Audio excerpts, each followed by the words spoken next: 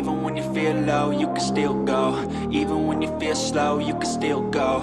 Even when... Hey y'all, hey, we are back for another review of All the Queen's Men. We're on season 4, episode 4, entitled Back in the Game.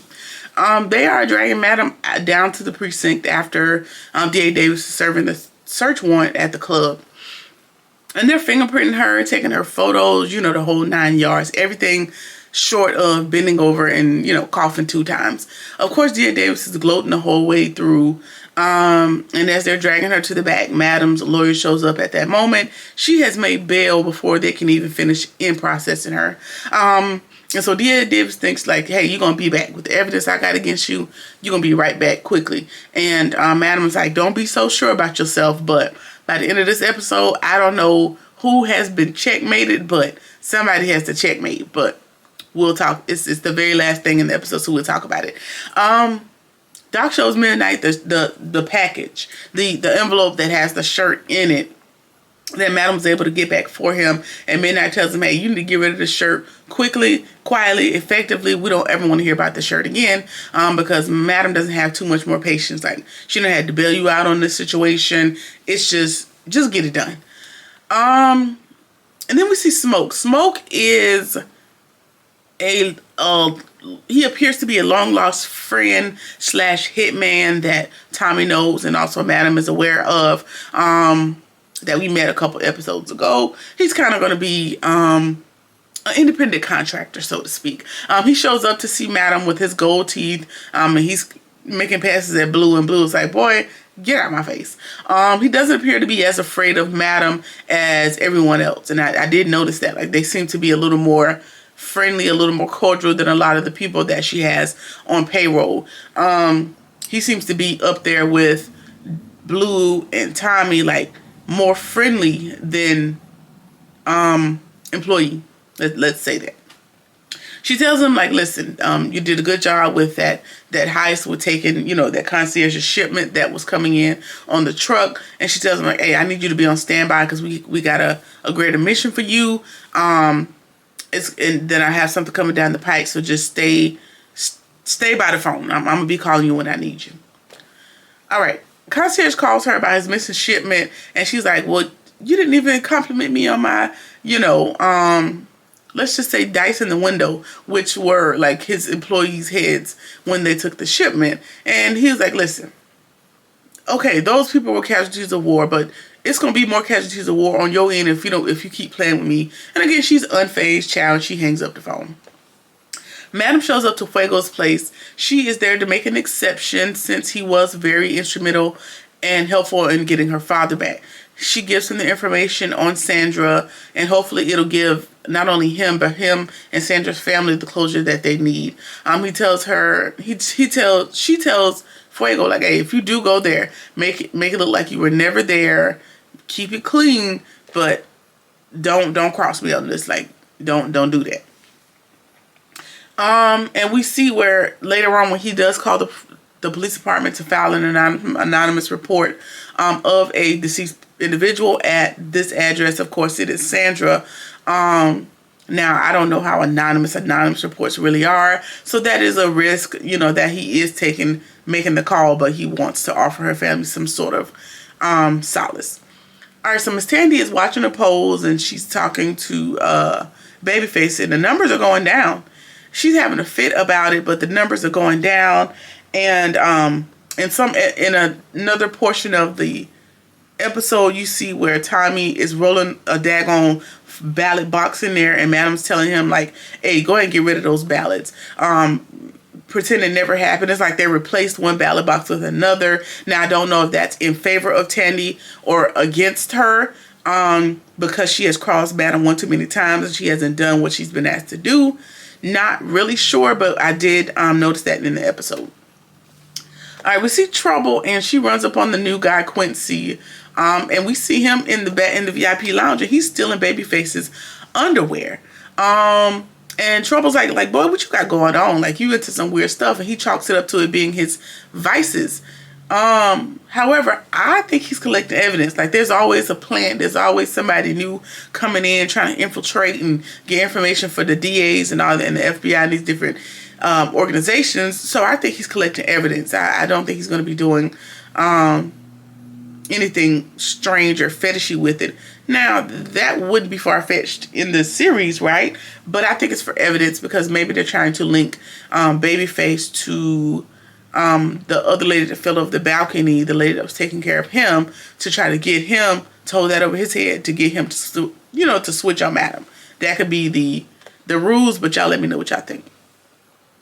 All right, so Trouble goes to see Madam and asks if she could be, again, she's begging to be VIP yet again, now that she's handled the situation with Champ for Madam. And Madam is looking like, first of all, what situation, what you talking about? Secondly, that wasn't for me. That was for you, but to save your own life, because you admittedly yourself said it was his idea. So you had to do what you had to do so that you can remain on the planet. That don't got nothing to do with me. And just, you don't get no cookies or no crumbs for cleaning up your own mess, essentially. And you need to be humble and be quiet, and you need to wait your turn, because I'm the HBIC and I decide when you're ready to move up. Now, don't keep asking me. And I don't know where Trouble gets all this confidence from, and you're not realizing the far reach that Madam has. But you should just be thankful that you're not like a head on a stake. And you should just calm down and just be grateful for what you got. Like, it's okay. Maybe you don't want to be a VIP. You don't know what they had to do to get over there. You should just relax. Okay. These security guards are outside taking a little smoke break. Blue comes out there. She's the manager on duty. So, she got to come out there and get them back to work. Let's keep going. So everybody gets back to work except Ladarius. Ladarius is the one that Smoke broke his nose earlier. Smoke proved him incompetent earlier. He's just a goof. He's a goof. Well, a lady comes into the club earlier in the evening. He goes through her purse and she has a flashlight. And he's like, ma'am, you can't bring this in here. And she's like, well, I'm not walking this flashlight all the way back to my car. And Ladarius is like, okay, well, we'll have to hold it up. Basically, we'll hold it up here at the security station. And then you have to get it on your way out because you can't have that in here. And she's like, okay, cool, keep it. And she goes on in and enjoys her evening. Now that flashlight is coming back to bite us, right? Because he's out there playing with the flashlight, and it does operate as a flashlight that he confiscated from the lady that he wants to keep now for some reason. And as they go to head back inside, the flashlight blows him to smithereens. So much so that his arm and that flashlight and Blue are in another part of the back of that club, outside. And Blue has been knocked silly. Like, she almost is concussed. There's ringing in her ears. And in my opinion, she has like a little PTSD to her deployment days. She's kind of, dazed and confused as to what just happened. We see some delirious, that type of stuff happening when Madam and Tommy comes to check on her and figure out what's going on.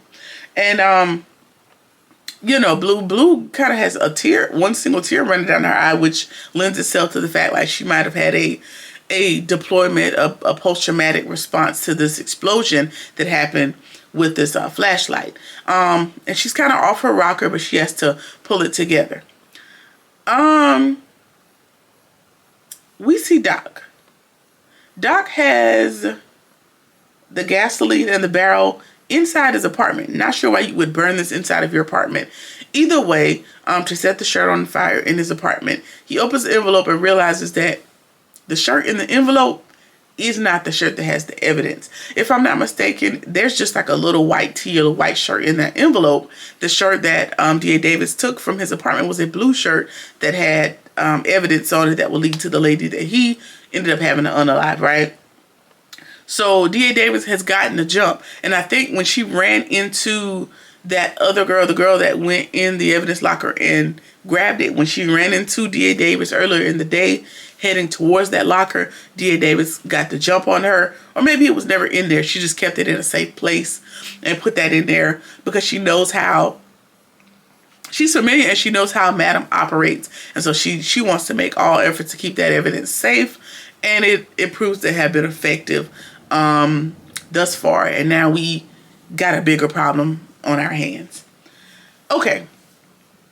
Fuego is talking to Sandra's dad, and he tells him that her body was found And of course, Fuego has to play the game and ask like, hey, were there any leads? Like, what's going on? He's like, no answer so far, but they'll let us know, about what's happening. In the meantime, I'll let you know about the funeral arrangements. And he also tells Fuego, like, listen, it's so sad that we can't have an open casket because of all the stuff that was done to her. And Fuego, I guess he never went to the location, so he didn't get to actually see the body. He just made the anonymous report. Well, it turns out like she wasn't just shot in the back 3 times. Well, shot in the back and in the back of the head.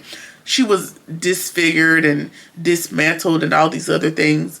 I guess outside of just natural deterioration that her father could tell, because the medical examiner told him like, hey, there's so much damage to her body. Like, I don't even want you to read the examiner's report. And so Fuego is probably coming to the realization like they didn't just unalive her, like they tortured this lady, like they made it really, her last moments were really difficult on the account of him. And so I don't know what he's going to do or if he's going to confront him about it. If you know, like I know he probably shouldn't, but we'll see what happens. All right. Concierge.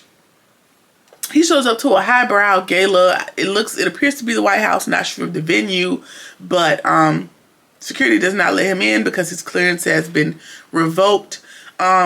In the interest of national security, of course, we know that that's another Madam Checkmate move, and he has to tuck his tail and, pull his suit back together and get back to the car and head home. So she's just dismantling all of his stuff like one piece at a time. Okay. So Madam and Blue are able to track down the lady that brought the flashlight into the club. Flashlight bomb combo into the club, and she's kind of playing dumb, saying that she has nothing to do with this. She just needed the money. Whatever. And Madam has her in this like jigsaw sort of head contraption to get the information out of her. And of course she stalls at first, but she's like, girl, who sent you to blow up my club? Like, who sent you to blow up my club? I don't have time for this. And she finally admits like her baby is sick and she needed the money. And then they see a scorpion tattoo on her neck, which somehow leads them to know and confirm that it is the concierge that has something to do with it. And of course now they figured it out without her having to say anything. And so they just go ahead and crank that torturous device up and they squash her head like a watermelon in a vice grip. Right. And so now she's no longer a problem. All right, to finish out the episode, we see Amp and Dime. They have reconciled. I don't even type in my notes. I don't even type anything about their interactions because it's annoying. It's draining and I don't have time. Anyway, they have reconciled and they ended up being back knocking boots, child, or whatever. Either way, they're in post-coital bliss, and Amp and Dime are laid up when a woman knocks on the door and Dime opens the door. I don't know why. This is y'all first day back in the sack. I don't know why you would be opening his door. Y'all just getting back good. Whatever. She opens the door and she sees a lady. She's like, oh, I'm sorry. I thought this was Amp's apartment. And she was like, well, it is Amp's apartment. Like, who the fuck is you? And the lady's like, oh, my bad, girl, I'm just his mama. And so now we get to meet Amp's mother. So that should be interesting to see her contribution into him becoming such a screw up.